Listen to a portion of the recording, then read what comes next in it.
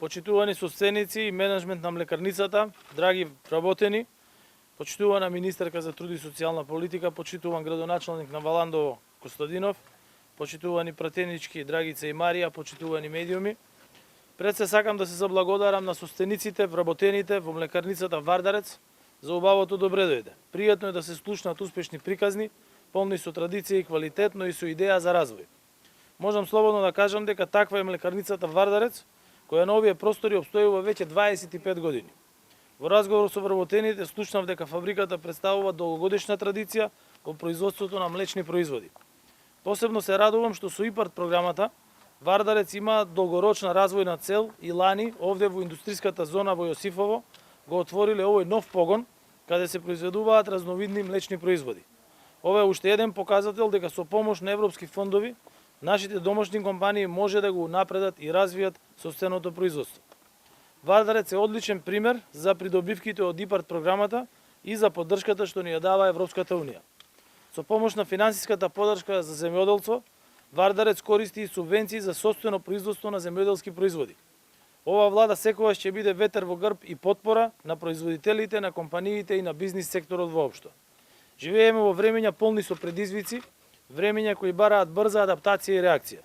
Јас сум одговорен човек, а владата која предводам умее да интервенира каде и како што треба, но во исто време одговорно да управува со јавните финансии. Затоа и донесовме пакет на мерки што ќе одговори на повеќето предизвици наметнати од економската и енергетската криза.